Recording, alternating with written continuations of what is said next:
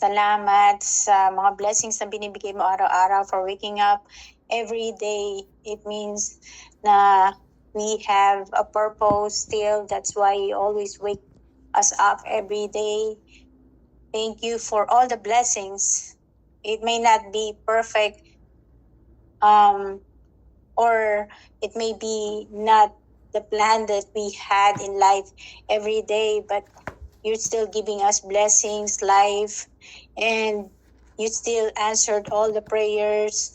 You still provided for us every day, food, life, house to live with. And we are very, very thankful for all of those, for the words that we learned from you through those people that we talk to every day, especially Sis Mary. It may not be every day, but we're still thankful na nandiyan siya, na nag-feed, tumutulong din mag-feed sa amin na yung kung ano yung alam namin is not enough pala. And sometimes we see other things, and some people were inviting us, and then we like parang nandun pa rin yung parang yung kay Sis Lisa, kasi yung invite niya ako dito, wala yung force na parang let's do this, let's try this.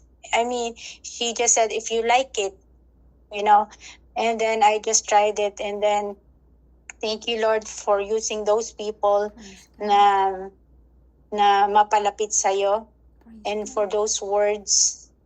I may not read Bible, and sometimes when I open it, I get confused, just like what you said, pray for it.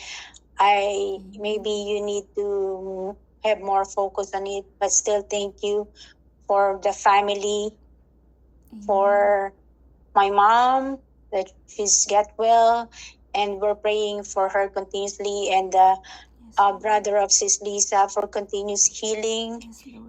And we will always depend on you. And I know you always listen to our prayers, and we will always wait for the right timing of what we've asked from you, Lord. Thank you for everything. In Jesus' name. Amen. Amen. Amen. Napakagaling naman po pala talagang. Nakamute ka, sis. Ayan, amen no po. Napakagaling na po ng ating kapatid na si Sister Susan manalangin sa tulong na Holy Spirit. Amen. Thank you so much po, Sister Susan, sa napaka-powerful na opening prayer. Ngayon, dumako na po tayo sa lesson number 9. Number 9 na po ba? Yeah, number 9, ano po? Lesson number 9 na po tayo, ano po kapatid? At ito po ay pinamagatan nating ang pagsisisi ng tunay na pusong may pagbabago. Amen? Pagsisisi ng tunay na pusong may pagbabago. Repentance and true heart transformation. Amen. Ang ating gagamiting key text for today ay makikita po natin sa Book of Luke, chapter 13, verse 3. Ayan. Book of Luke, chapter 13, verse 3. Pakibasa po, Sister Lisa. Ayan. Book of Hanapin Luke. ko lang si... Sige lang po, take your time po. Hindi pa ako... Okay lang, sis. Don't worry. You're good. Anong malapit kay Luke? Oh, dito na. Yes. Luke chapter... Chapter 13, verse 3. Okay. Sabi dito, I tell you, no, but unless you repent such things... Okay. I tell you no, but unless you repent, you will all likewise perish. Amen. Maraming pong salamat. Narinig po natin, ngayon basahin ko po sa Tagalog, para po mas malinaw para sa atin ang kahulugan, Ayan, babasahin ko naman po sa Tagalog, mga kapatid, Ayan, ang sabi po sa Tagalog ay verse 3, Hindi Ito po yung kailangan ng pagsisisi. Ano po? Ito'y patungkol sa kailangan natin ng pagsisisi or kailangan natin mag-repent. Ano po? Tungkol sa repentance. Ang sabi po dito. Basahin ko na lang po sa una para mas maintindihan po. May ilang tao roon na nagbalita kay Jesus tungkol sa mga tiga-Galileyang ipinapatay kay Pilato habang naghahandog sila sa templo. Sinabi ni Jesus sa kanila, si Jesus daw po yung nagsasalita rito, ang akala ba ninyo ay mas makasalanan sila kaysa sa ibang mga tiga-Galilea dahil sa nangyari sa kanila? Hindi. Ito na po yung verse 3 na binasa ni Sister Lisa. Ngunit, tinitiyak ko sa inyo, mapapahamak din kayo tulad nila kapag hindi nyo pinagsisihan. Ito na ha, mapapahamak din kayo tulad nila kapag hindi nyo pinagsisihan ang mga kasalanan ninyo. Ayan, yan po ang sinabi ni Jesus Christ. Kapag daw po hindi natin pinagsisihan ang ating mga kasalanan, tayo daw po ay mapapahamak. Amen. Ngayon, tignan naman po natin ang another key text for today sa Book of Acts po, Sister Lisa. Book of Acts, chapter 2, verse 38. Acts. Okay. Ayan. 38. 38. Chapter 2, verse 38. Mahaba-haba ang chapter 2 po.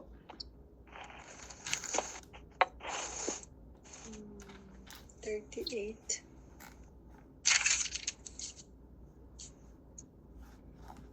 Sabi dito, then Peter said to them, repent and let every one of you be baptized in the name of Jesus Christ for the remissions of sins. Amen. Salamat po, Sister Lisa. Ang sabi You po, shall receive the gift of the Holy Spirit. Amen na po. Salamat po. Pasensya na po sa distraction. Ang sabi po dito sa Tagalog, ano po? Sumagot si Pedro sa kanila. Magsisi ang bawat isa sa inyong mga kasalanan at magpabautismo sa pangalan ni Hesukristo at mapapatawad ang inyong mga kasalanan at matatanggap ninyo ang regalo ng Diyos na walang iba kundi ang banal na Espiritu. Amen. Napakaganda po. Napakaganda ng sinagot or sinabi ni Peter or ni Pedro sa kanila. Ano po? Ngayon, ipagpatuloy na po natin. Alam niyo po ba mga kapatid, marami ang gusto ng kaligtasan or marami ang gusto ng salvation, hindi po ba? Pero ayaw tumalikod sa kasalanan. Paano yun, Sister Mary? Gusto ng langit, pero ayaw sumuko kay Kristo. Hindi po ba? Ako gusto kong maligtas, pero hindi naman tayo sumusunod kay Jesus Christ. Paano po yun? Hindi po yung pwede. Ngunit ngayon, sa Bible mismo, mga kapatid, sa Bible, ayon sa Bible, ang pananampalataya at pagsisisi ay magkasamang tugon ng Ebanghelyo. Kailangan po, yung pananampalataya o yung faith natin ay may kasamang pagsisisi sa ating mga nagawang kasalanan. Amen? Ibig sabihin, kailangan may pagpapakumbaba tayo. Amen? Na aminin natin sa ating Panginoong Hesus, Lord, makasalanan ako, patawarin po ako, linisin niyo po ang aking puso. Amen? Ang tunay na repentance daw po ay hindi lamang yung pagsisisi sa mga nagawang mali, hindi lamang daw yung iiyak ka na, yung umiyak ka lang. Hindi po ganun ang tunay na repentance. Hindi dinadaan sa pag-iyak. Amen? Kundi isang pagbabago ng puso at isipan natin na nagbubunga ng pagtalikod sa kasalanan at paglapit kay Jesus Christ. Amen? Dapat daw po, meron tayong pagbabago talaga na makikita sa ating puso, sa ating isip. Ito daw po yung nagbubunga ng talagang ayaw na natin gumawa ng mga kasalanan, hindi na tayo gagawa, ayaw talaga natin na bumalik sa mga kasalanan.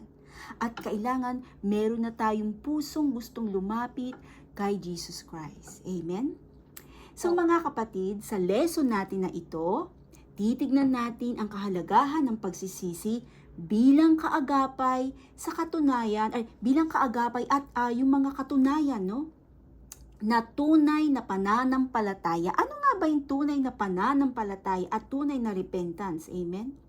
Ngayon dumako tayo sa number 1. Ang sabi dito, repentance is a divine command. Ayan, ang ganda po, no? Repentance is a divine command. Yung binasa po natin kanina sa Luke chapter 13 verse 3, ano po? But unless, sabi po doon, ano? May word po doon, kung babalikan ninyo yung verse, no? But unless you repent, you too will all perish. Now, sa context po ng Luke chapter 13, sinasagot doon ni Jesus Christ ang maling mga idea ng mga tao na ang trahedya ay laging bunga ng kasalanan. Pero sabi niya, mga kapatid, unless you repent, you too will all perish. Ginamit dito ang Greek word na salitang metanoni or metanenio. Ang hirap po kasi ng Greek word, pasensya na po, no? Na ang ibig sabihin daw po ng Greek word na ito na metanoio ay baguhin ang isip at direksyon ng buhay. Yun daw po ang ibig sabihin nun. Amen? Ang pagsisisi ay hindi lang emotional regret, mga kapatid, kundi ito ay isang spiritual U-turn. Ano po? U-turn. Yung parang pag mga nagdadrive po tayo, alam po natin yung U-turn, hindi po ba? Ito daw po ay isang spiritual U-turn mula sa kasalanan patungo kay Kristo. Hindi ito optional, mga kapatid. Hindi po ito optional. Ito ay kautusan na may kasamang babala. Kung hindi ka magsisisi, mapapahamak ka. Tama nga naman po ang Bible, ano po? Kung hindi naman po tayo magsisisi, talagang mapapahamak po tayo, mga kapatid. Ngayon, let's go to next lesson, no po.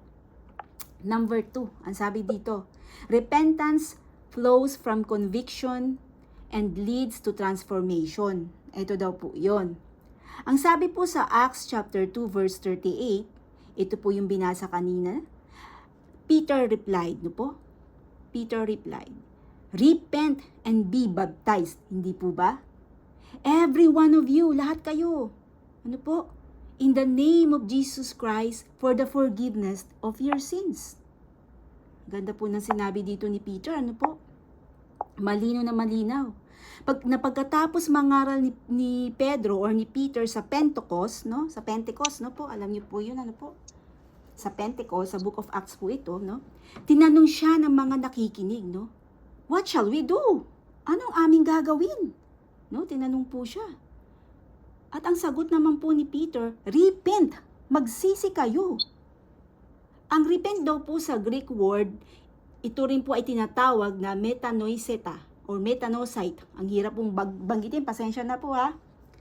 Na nasa aorist imperative, isang utos na kailangang gawin agad. Diba? Yung daw pang ibig sabihin ng repent sa Greek word. Isang utos na kailangang gawin agad na magbagong buhay agad. Amen? Kailangang gawin agad. Urgency. No po? Ang tunay na pagsisisi, mga kapatid, ay bunga ng pagkakumbinsi ng Holy Spirit. At yan ay makikita sa John 16:8. Basahin po natin yung John 16:8. Any volunteer po? John 16:8. Pero, hanapin ko pa. Sige lang po, sige lang. Take your time. John Ulit 16:8. yung dyan. Binabasa ko. John 16:8. Nauna lang siya sa Acts.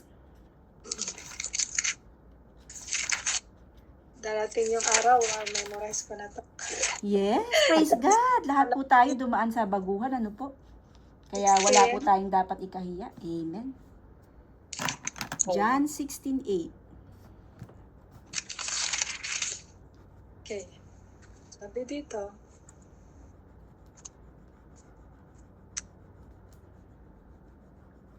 and when he has come, he will convict the world of sin and the righteous and of judgment. Amen. Salamat po, Sister Lisa. So, sa Tagalog po, no po, babasahin ko po ang sabi. Ito daw po, no po, ito daw po yung patungkol sa ano nga ba ang gawain ng Holy Spirit? Ano nga ba ang gawain ng banal na Espiritu sa ating mga kapatid? Ang sabi dito, pagdating niya, ipapakita niya sa mga taong makamundo na makasalanan sila. At ako na may matuwid. At ipapakita rin niya na hahatulan sila ng Diyos. Yan daw po ang sinabi sa John 16:8. Hindi ito gawa ng tao lang, mga kapatid, ha? Kapag kinumbinsi tayo ng Diyos, Diyos mismo, ha? Kapag kinumbinsi tayo ng Diyos sa ating kasalanan, ang bunga ay tunay na pagbabago ng puso na nakikita sa bagong pamumuhay. Amen? Ang binanggit ding bautismo sa passage na ito ay isang simbolo ng panlabas na pagpapakita ng loob na pagbabago. Amen. Hindi ito nagliligtas, ha? Iuulitin ko po uli, ang pagbabautismo po in water baptism, hindi po yan yung nakapagbibigay ng salvation. Amen. Ang nakapagbibigay po ng salvation is yung ating faith. Amen. Ito po ay isang performance lamang na isinasabuhay din natin yung ginawa ni John the Baptist. Amen. At ni Jesus Christ. Amen. So, hindi ito yung nagliligtas, no po, yung water baptism. Pero, ito ay isang pruweba, no po? Isang pruweba ng tunay na pagsisisi, no po? Kumbaga, sumunod ka. Kasi sinabi rin ni Jesus na, ito sinabi kanina, magpabautismo kayo at magsisi. Ibig sabihin, kapag tayo pumayag magpa-water baptism, ito ay isang pruweba na tunay ka na talagang nagsisisi kasi sumunod ka sa sinabi ng Bible. Sumunod ka sa sinabi ng Biblia. Hindi ka naging magmatigas na, ayoko magpa-water baptism, basta ako okay na ako, may pananampalataya na ako. Hindi po ganun, ano po? Kailangan talaga may surrender. We must surrender ourselves na may pagsunod po tayo. Amen. Pagaganda po, no? Sister Susan, excited na po akong dumating ang inyong Bible. Ano po? Ayan, ito naman po. Ngayon, dumako tayo sa application, mga kapatid. What are we going to do? Number 1, turn away from sin. Ang sabi dito, no? Turn away from sin. Hindi tunay ang faith kung ayaw nating talikuran ng ating mga kasalanan, mga kapatid. Ang pananampalataya at pagsisisi ay magkasamang tugon sa Ebanghelyo at yan po ay makikita sa Mark chapter 1 verse 15. Basahin po natin yung Mark chapter 1 verse 15. Maganda po talaga yung binabasa, ano po? Mark chapter 1 verse 15. Mark. Yan, magkakatabi lang sila ni Luke. Yes, amen. Okay.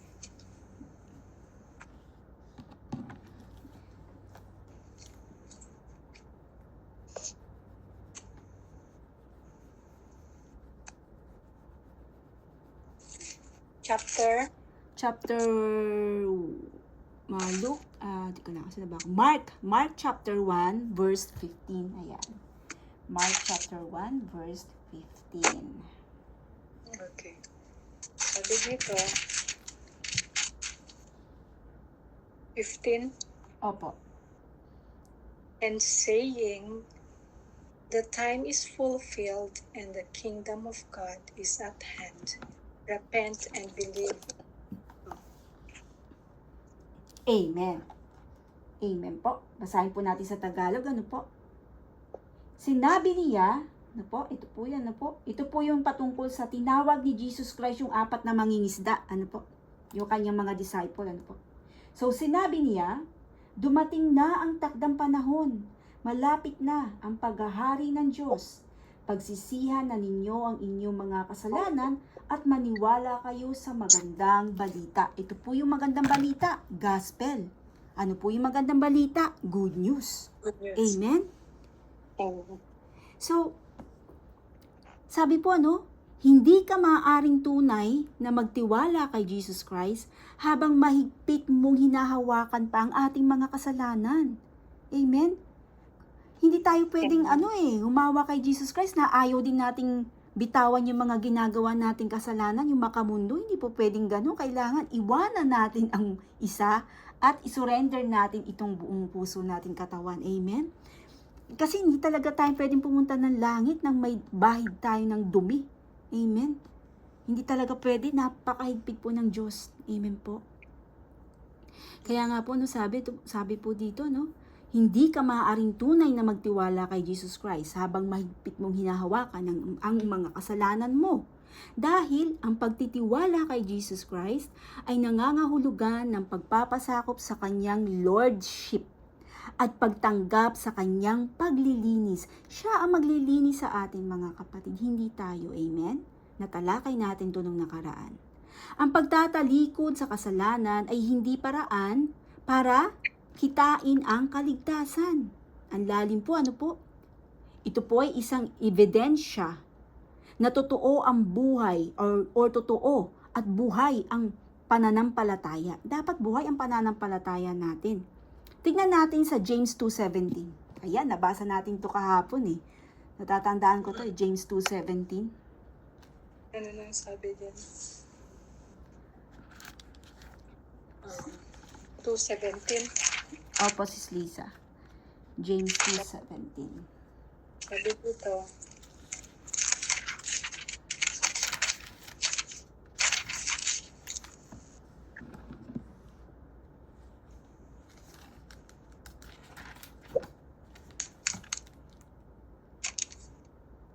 depart in peace.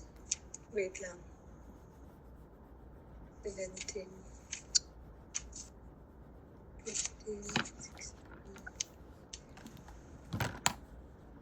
Thus also faith by itself, if it does not have works, is dead.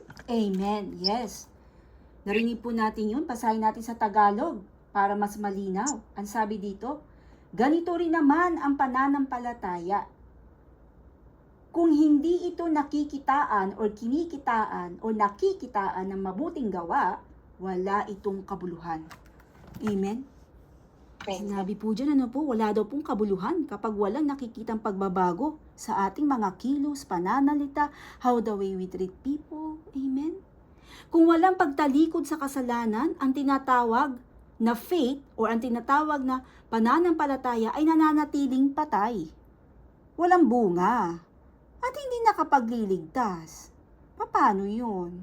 Amen? So dumako tayo, no? Sa number 2, sabi dito, surrender your will. Ayan, ito na po, no? Surrender your will. Ang pagsisisi ay hindi lang simpleng pag-amin ng pagkakasala. Ito'y buong pagsuko ng kalooban sa Diyos. Amen. Sa Bible po, mga kapatid, ang tunay na repentance, metanoia o metanoia sa Greek word, ay hindi lamang pagkilala na mali ang ginawa, kundi ang pagpapailalim ng buong buhay sa kapangyarihan at pamumuno ng Panginoon. Amen. At yan ay makikita sa Luke 9:23. Balik tayo sa Luke 9:23. Maganda po talaga na ang bawat aralin ay palaging biblical. Amen. Amen. Book of Luke, chapter 9, verse 23. Okay. Luke 9:23. 9:23.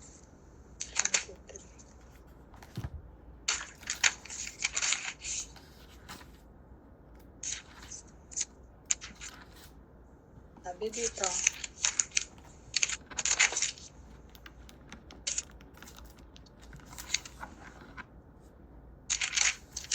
"23 says, Yes, Sis Lisa. 9:23. Then he said to them all, if anyone desires to come after me, let him deny himself and take up his cross daily and follow me." Amen. Ano po? Napakalinaw po ng sinabi dito, ano po mga kapatid, ano, sa Luke 9:23, ano po? Basahin ko naman po siya sa Tagalog para mas malinaw sa atin. Ang sabi dito, ito daw po yung patungkol sa ang unang pagpapahayag ni Jesus tungkol sa kanyang kamatayan. Ang sabi dito sa 23, na binasa ni Sister Lisa sa Tagalog naman, pagkatapos, sinabi niya sa kanilang lahat, ang sino mang gustong sumunod sa akin, ayan o sabi, ay hindi dapat inuuna ang sarili. at dapat ay ihanda or handa siyang humarap kahit kamatayan, alang-alang sa pagsunod niya sa akin araw-araw. Amen. Yan po ang sinabi ni Jesus Christ sa kanyang mga disipulo. No po?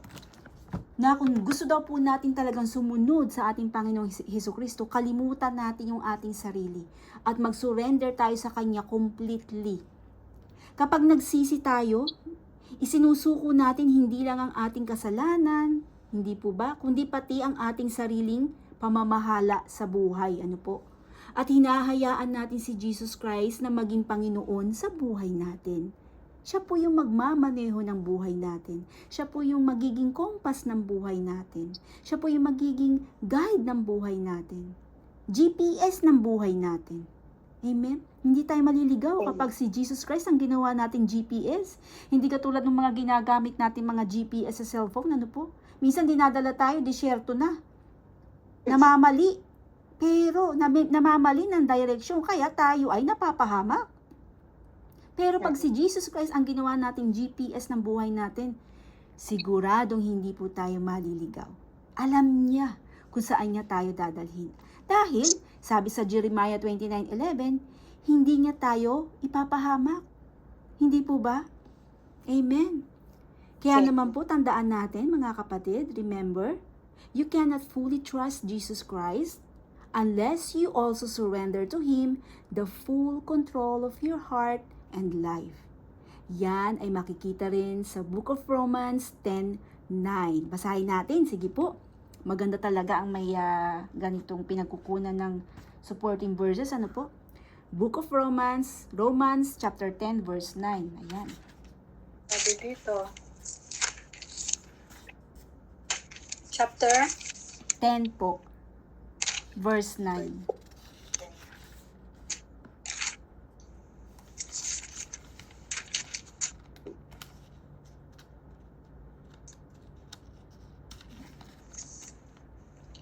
that if you confess your mouth,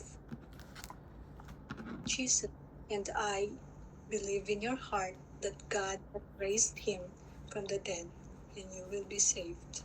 Amen. Maraming salamat Amen. po, Sister Lisa. Ano po? Ito po yung sabi ni Jesus ano po, sa Tagalog. Ano po? Na kung ipapahayag mo, no? Ito po yung sabi sa Bible, na kung ipapahayag mo na si Jesus ay Panginoon at sasampalataya ka ng buong puso, na muli siyang binuhay ng Diyos, maliligtas ka. Amen. Naniniwala po ba tayo, Sister Susan, Sister Lisa, na si Jesus ay binuhay uli ng Diyos? Naniniwala po ba tayo? Opo. Yeah. Amen. Praise God po sa buhay ninyong dalawa, kapatid ko. Praise God. Ngayon, dumako tayo sa number 3. Malapit na tayo matapos.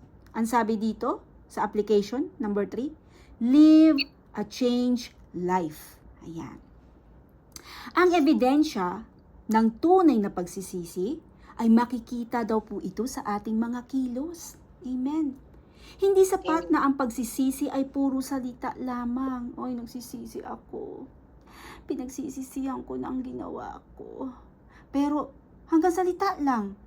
Mamaya-maya o kinabukasan, gagawin na naman yung ginawa. Ano po? Kaya napakaseryoso po ng Bible. Seryoso po ang ating Panginoon Diyos. Hindi po siya nagbibiro. Kasi meron nga pong impyerno. Amen. So yan daw po ang isa sa mga ilang pa sa mga ebidensya na nakikitaan talaga tayo ng tunay na pagsisisi. Amen. Makikita ito sa mga kilos natin. Hindi sapat na ang pagsisisi ay puro salita lamang. Dapat itong magbunga. Dapat may bunga po ito. Bunga ng pagbabago sa ating pamumuhay araw-araw. Gaya ng sinabi ni John the Baptist, no po? Produce fruit in keeping with repentance. Luke chapter 3 verse 8. Hindi po ba? Produce fruit in keeping with repentance. Kapag ang puso ay tunay na binago ng Diyos, mga kapatid, natural na lalabas ito sa ating mga salita, sa ating mga gawa, hindi po ba? Natural na itong lalabas eh. Amen? At pakikitungo sa iba, yung dapat magbago na rin yung pakikitungo natin sa ating mga kapwa. Love your neighbor. Amen? Dahil kapag minamahal natin ang ating mga kababayan, mga kapatid, ang kapwa-tao, yun po ay nagpapakita ng pagmamahal natin kay Hesukristo. Kapag binabastos o inaaway, inaapin natin ang kapwa nating tao, ito rin po ay ginagawa natin kay Jesus Christ. Siya po yung inaapin natin. Siya po yung minamaliit natin. Amen? Hindi ito perfectong pamumuhay, ha? Hindi po, kasi wala naman po talagang perfect na pamumuhay at wala rin perfect na tao. Walang matuwid kahit isa, sabi ng Panginoon Diyos. Lahat madumi, lahat po tayo madumi. Amen? Pero, ngunit, malinaw na may bagong direction tayo kasi meron tayong Jesus Christ na gagabay sa atin. Mula sa pamumuhay para sa sarili, tungo sa pamumuhay para sa Diyos. At yan ay makikita sa 2 Corinthians 5:17. Ayan, pakibasa po. Napakaganda po niyang passage na yan. 2 Corinthians 5:17. Famous po yan. 2 Corinthians? 2 Corinthians po, Sister Lisa. Okay. 2 Corinthians chapter 5, verse 17. Ano po? Sabi dito,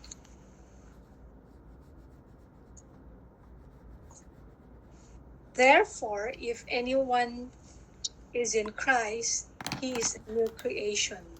All things have passed away. Behold, all things have become new. Amen. Diba napakagandang pakinggan? Ang sabi sa Tagalog, ang sino mang na kay Kristo ay isa ng bagong nilalang. Wala na ang dating niyang pagkatao, binago na siya. Salamat sa Diyos. Binago na tayo ng Diyos. Bakit tayo binago? Bakit tayo nabigyan ng bagong buhay? Siyempre, nagtiwala tayo sa Kanya, nanampalataya, at nagpabago at nagsurrender tayo sa Kanya. Amen? At iniwan natin ang ating mga masasamang gawain. Amen? Ayaw na natin yung balikin. We have our new identity. Amen? Iba na yung identity natin. Tayo ay naging anak na ng Diyos. Amen? So, nasabi nga po, ang pagbabago sa kilos ay hindi ang sanhi ng kaligtasan. Hindi rin po yan ang, nagbibigay ng kaligtasan sa atin. Yung porke bumait na tayo, ligtas na tayo, hindi rin po, kailangan nandun po yung pananampalataya na laging kaakibat ng gawa. Amen? Kundi patunay po ito na ang pananampalataya natin, at pagsisisi ay totoo at buhay na buhay na buhay. Amen? Hindi po yung nagbibiro lang, Hindi po yung sa bibig lang, Pero hindi naman ginagawa ang pagsisisi. Amen? Praise God po, Ngayon, dumako tayo sa last application. Number 4, ang sabi dito, respond immediately. Ayan, sabi, immediately, ginamit ang immediately. Respond immediately. Bakit? We are in our last days na mga kapatid. Hindi natin alam kung kailan darating si Jesus Christ. Nasa last days na tayo. Amen? Ang sabi dito, ang utos na magsisi ay hindi para bukas, kundi para ngayon. Kaya sinasabi palagi sa preaching ng mga pastor, now is the day. Repent and ask forgiveness and change yourself with the help of the Holy Spirit. Hindi po ba? Repent now. Not tomorrow, now. Hindi po ba? Kasi baka mamaya, last tulog na natin to, hindi na tayo magising, hindi tayo nakapag-repent. Paano na lang iyon?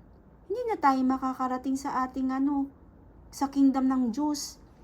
Hindi po ba? Kaya bawat mga nagawa nating mga pagkakamali na hindi sinasadya, o yung may mga sinadya, pero yung hindi naman yung talagang plinano mong gawin, yung pambawa, nadala ka ng emosyon mo, ganun.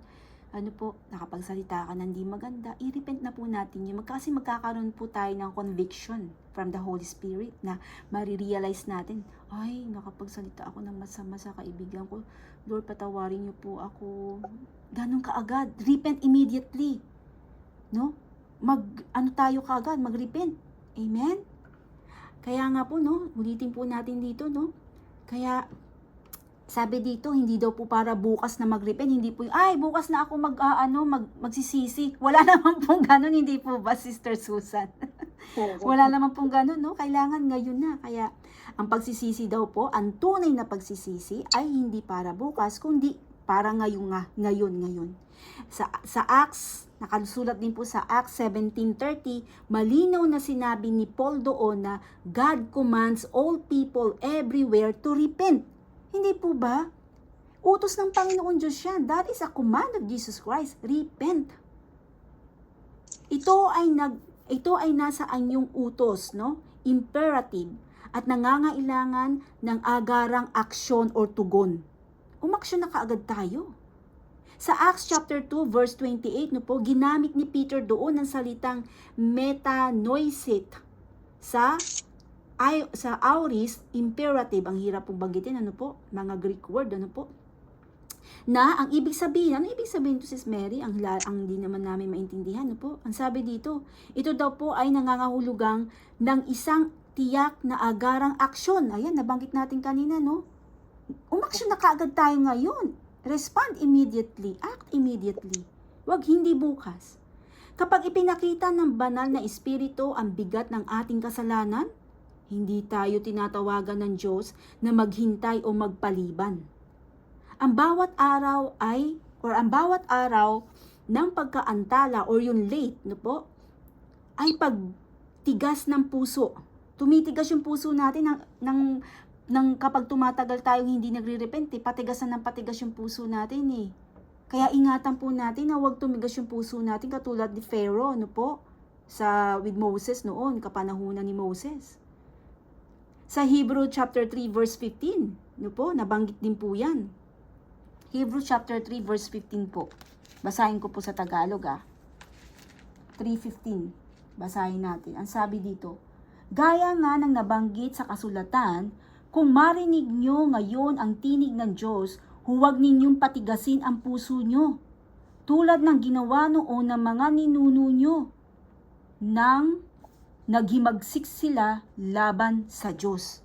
Huwag na daw po natin gayahin yung mga nauna sa atin, na nagkaroon sila ng rebelyos sa ating Panginoon Diyos. At maaari magdala sa atin sa mas malaking panganib. Amen. Inilalayo na tayo dito ng Diyos, binigyan tayo ng babala. Ang tawag ng evangelism, no po, or ebanghelyo, no po, ay laging, or gospel, no po, ang tawag ng ebanghelyo ay laging ngayon ang araw ng kaligtasan. Now is the day. Now is the day of salvation. I-receive na natin to. Baguhin na natin ang ating sarili. Magpabago tayo sa Diyos. Amen? 2 Corinthians chapter 6 verse 2, no? Kaya't ang tanging tamang tugon ay pagsisisi at pananampalataya. Kaya naman gawin na natin yan ngayon din. Amen? Ngayon din. 2 Corinthians chapter 6 verse 2, no? Basahin ko lang po. Nang mabilisan, matapit na tayo matapos. Ang sabi dito po, sabi dito, sapagkat sinabi ng Diyos, dininig kita sa tamang panahon, at tinulungan kita sa araw ng kaligtasan. Kaya makinig kayo. Salita ng Diyos ito Kaya makinig kayo. Ngayon na ang tamang panahon. Ngayon na ang araw ng kaligtasan. Amen? Gusto pa ba nating maiwan, mga kapatid? Ayaw nating maiwan. Ang kaligtasan ay hindi lang tungkol sa pagtanggap ng regalo. Amen? Ito rin ay pagtalikod sa dati nating masasama o maruruming buhay. Tama nga naman po. Ang tunay na pananampalataya ay may kasamang pagsisisi. Isang pagkilala na mali ang kasalanan, maling-mali ang kasalanan. At isang desisyong tumalikod dito upang sundin ang ating Panginoong Hesukristo. Hindi mo kayang pagsabayin si Kristo at ang kasalanan, hindi po ba, mga kapatid? Kailangan mong pumili. Mamili tayo. Now, you decide. Sino ang gusto mong maging amo? Si Satan or ang Diyos? Ang pagsisisi ay hindi pagiging perfect. Tandaan po natin yan wala pong perfect sa mga Kristiyano. Wala kahit isa. Walang perfect sa atin. Ang pagsisisi ay hindi pagiging perfect, kundi pagtahak sa bagong direction. Tinama tayo ng Diyos yung mga direksyon natin sa buhay na dati ang direksyon natin sa buhay ay papunta sa dagat-dagatang apoy, ngayon tayo ay dito sa makipot na daan, papunta sa kanyang kingdom. Mula sa kasalanan patungo sa kabanalan. Kaya ang tanong, kung ngayong araw na ito mga kapatid, may tunay bang pagsisisi sa ating mga puso? O salita lang ba ito? Ngayon na ang panahon para bumalik sa Diyos, buong puso at may kababaang loob. Hanggang dito na lamang po ang ating aralin sa araw na ito. To God be all the glory at maraming salamat, sa Diyos lamang ang papuri. Amen. Open na po tayo sa insight and reflection at sa inyo na po ang mic. Go ahead po. Kayo pong sino po mauna sa inyong dalawa? Ang ganda. Si Susan. Sister Susan. Yes, Sister Susan ko. About what I learned dun sa what we shared today, yung they said repent, as you said from the Bible, repentance. May nabasa ko na homily na hindi ka pala pwedeng kumain ng ostya during dun sa mass without having a confession, which is in that time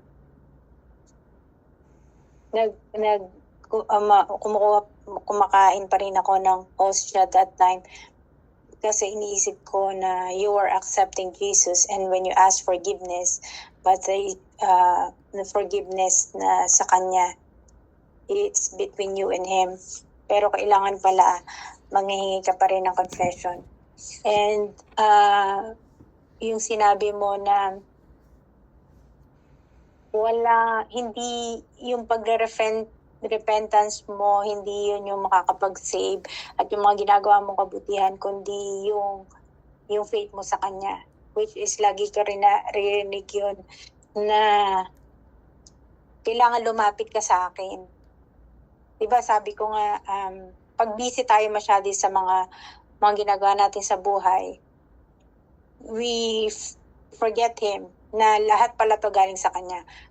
Pero mas busy tayo sa mga material na bagay, sa mga bagay na dahil marami kang pera, kung marami kang ginagawa, nagiging busy ka sa lahat ng bagay. Pero minsan, kakatukin ka rin niya, and then parang susubukan ka niya, pero hindi para pahirapan ka, kundi para ipaalala sa'yo na nandito ako. Kasi kung komportable ka na sa buhay mo, and meron ka na lahat ng bagay na kailangan mo, na sa tingin mo kailangan mo, kasi sa tingin mo you have everything, pero nakakalimutan mo na siya, na from the start, pinag-pray mo yun sa Kanya, paparealize niya ulit sa'yo na ako ang nagbigay sa'yo niyan. And you need to come back to me. Masakit man yung bagay na yon, but you need to go back na ipaalala sa'yo na sa akin galing yan. Parang gano'n. And at the end of the day, lahat naman tayo, we will go back to Him. Most of us, we will go back to Him, especially those na tayo na nag-ask, tayo na lumalapit lagi sa Kanya. Para ipaalala sa Kanya na, sabi nga, seek and you will find me. Knock and the door will be open to you. All you have to do is call me. Diba? Ibibigay ko sa'yo, pero kailangan tawagin mo ako. Kasi paano kita maririnig kung di ka lalapit sa akin, kung di ka manghihingi, kung di ka tatawagin. Diba? Sabi nga, Amen. Be specific to your prayers. Amen. Lagi ko sinasabi, kahit sa pamangkin ko, sa kahit na kanino na shinare ko, during that time na kami nung mister ko, I always ask God, is He the right man for me? So, and then I was always having a novena na Sabi kasi gano'n, parang na ano ko yun na ask for a sign and pray and be specific to your prayers. Parang yung kay Casey Concepcion na naghahanap siya ng right guy. Although, parang way back before, parang alam ko na yung, sabi ko, apam. Sabi ko, gusto ko mapangasawa kahit hindi mayaman. Sabi ko, and he gave it to me. Paulit-ulit ko sinasabi yun. Kaya sa amin gano'n nga, maging specific ka sa prayers na gusto mo. And wag paulit-ulit ka kasi maririnig ka niya, papakinggan niya lahat ng mga prayers mo. And don't negotiate. If you're gonna negotiate and promise to him, kailangan gawin mo yun kasi sabi nga, it's the most dangerous negotiation you will do for him. With God, with Jesus Christ. Because yung pinangako mo, kailangan mong gawin yun. Meron kasing iba na sinasabing, ewan ko yung mga testimonial na na parang yung may breast cancer na artista, yung in-interview ni Tony Gonzaga, si Maritoni Fernandez, parang meron siyang pinangako. So yung nakipag-negotiate siya kay Lord, tapos may isa pa, tapos may mga napapanood din akong gano'n na meron silang pinapangako. Tapos yung anak din ni Ogie Diaz na maliit na bata, parang ang promise niya is dadaling niya yung bata dun sa, ewan ko sa Cebu yata yun na parang pinangakuan niya na bibigay mo kung yung anak ko, kung siya talaga para sa akin, pero kunin niyo na kung hindi. And then nangako siya na lagi siyang magiging devotee siya. And then dadalhin niya yung anak niya doon. Lumaki na dinala niya. So, may mga promise tayo and you cannot hindi ka pwedeng mangako sa kanya kung hindi mo gagawin. Kasi, yun yung sabi nga pinaka-dangerous na gagawin mo kasi you are talking to God. Hindi biro yung sasabihin mong words. Kaya nga yung words na in Jesus' name, in Jesus' mighty name, in Jesus' name, it's a very strong word. Kasi, you're talking about Jesus' name after the end of the prayers, every prayer. So, very strong daw yung, naririnig ko palagi na very strong yung word na yun. So, when you say after the prayers, in Jesus' mighty name or in Jesus' name, parang mas nagiging strong yung prayers mo. Kasi, inaano mo yung, sinasabi mo yung words na in Jesus. Yung word ni Jesus, si Jesus Christ. So, yun. Amen na po, amen. Alam niyo po, kaya natin binabanggit sa panalangin, sa kahuli-hulihan ng ating panalangin, ang pangalan ng ating Hesukristo, dahil ano pong sinabi niya sa Bible, I am the way, The the way to truth, God. and the life. He is our mediator. Siya po yung ating bridge, yung tulay patungo sa ating Diyos Ama. Kaya kapag hindi tayo sa Kanya dumaan, hindi tayo makakarating sa Ama. Yung dasal natin, hindi po yan makakarating sa Ama. Hanggat hindi po muna yan ipinapadaan sa Kanyang banal na anak na si Jesus Christ, na nag-iisang nagbigay ng buhay sa atin para tayo maligtas sa ating mga kasalanan. Kaya napaka-powerful po ng sinasabi natin na in the name of Jesus Christ, I pray for healing. Kasi si Jesus Christ ang mag-i-intervene sa atin sa Kanyang Ama. Amen. Maraming salamat po, Sister Susan. Ano po, kaya kailangan po ang repentance nakikita sa atin, hindi lamang sa pag-iyak, sa pagmukmuk, kundi sa gawa. Amen. Ikaw naman po, Sister Lisa. Yeah. Yung pag-aralan ko dito, which very true, na ang tunay na repentance, it comes with faith. Ibig sabihin, pag nagsisi ka, dapat may pananampalataya ka. Ibig sabihin, yung do not procrastinate. Parang magsisi ka ngayon, sabihin mo, Panginoon Diyos, hindi na po ako magsusugal, last na po to, hindi pwede yun. Anong napag-aralan natin, pag nagsisi ka, now is the time. Huwag mong ipagpaliban, huwag mong ipagpabukas. Kasi pag ibig sabihin, hindi ka sincere sa pagsisisi mo. dinipay mo yun. Once you ask forgiveness, repentance to God, do it right away. Mhm. Pray. Try it out. And then, gawin mo sa gawa. Amen. Amen. Samahan mo ng gawa. Amen. Pananampalataya, Amen. pagsisisi at tiwala sa Diyos na hindi kanya pababayaan. Like, surrender all, Everything. your body, your spirit, Your soul, your everything. your mind. And then yun, mararamdam yung Holy Spirit tapping you. You're good. Andito lang ako sa likod mo, hindi kita pababayaan. Yun yung alam ko na tunay na pagsisisi. Yun ko na nararamdaman ko, kung nararamdaman ko rin sa sarili ko na, Lord, nagsisisi talaga. Mhm. And I promise, I will do my best and please guide me, ilayo mo ako sa tukso. Tulungan mo ako, protektahan mo ako, draw me away from evil, from temptations. Draw me closer to you. Parang ganun yung tunay na repentance. Yung magsisi ka ngayon na, on the spot. Not procrastinate. Amen. Yes. Tama po yan. Ano po? Nabanggit natin sa ating araling kanina na respond immediately. Right?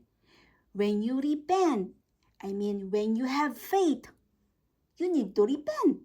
And if you repent, you need to ask God for forgiveness, and you need to ask the guidance of the Holy Spirit to help you change your heart. Ano po? Kasi kapag tayo ay umasa sa ating kakayanan, hindi po natin kaya. Tayo'y mafo-fall. Katulad nila, Eva at Adan. Amen? Kaya lagi tayong mag-ask tayo, Lord, hindi ko po kayang magbago. Malakas po yung pananampalataya ko, pero mahina yung aking laman. Mahina yung katawan ko. Tulungan niyo po ako. So, tutulungan ka ni Holy Spirit. Kasi si Holy Spirit nasa iyo na. He will always giving us a conviction. Pag nagkaroon tayo ng conviction, mapalad ka. Bakit? Nakakaramdam ka ng conviction. Ibig sabihin, ang nakatira sa iyong puso ay si Holy Spirit. Ngayon, kapag ikaw ay hindi nakaramdam ng conviction after this Bible study, matakot ka na. Bakit? Wala kang pakiramdam. Ibig sabihin, si Holy Spirit wala sa puso mo. Ang nandiyan ay mga bad spirit na kampon ni Satanas. Hindi tayo na-convict Matakot na tayo nun. Pero kapag tayo na-convict after we heard the Word of God, tayo'y mapalad. Patatawarin tayo ng Diyos. Lumapit tayo sa Kanya. Magpabago tayo. Sundin natin siya. I-surrender natin everything. Our mind, our souls, our heart, everything. Kasi kung tutuusin, ang gusto lang naman ng Panginoon Diyos, ang ating puso. Ang pinaka-best na worship, kung tutuusin, hindi yung pagkanta, hindi yung pagkabisado ng Bible verses, hindi po yan. Hindi po yung paggawa ng mga mabubuting gawa, hindi po yan. A true worship is to obey the Word of God. Amen. Amen. So hanggang dito na lamang po at ako'y nagpapasalamat sa inyong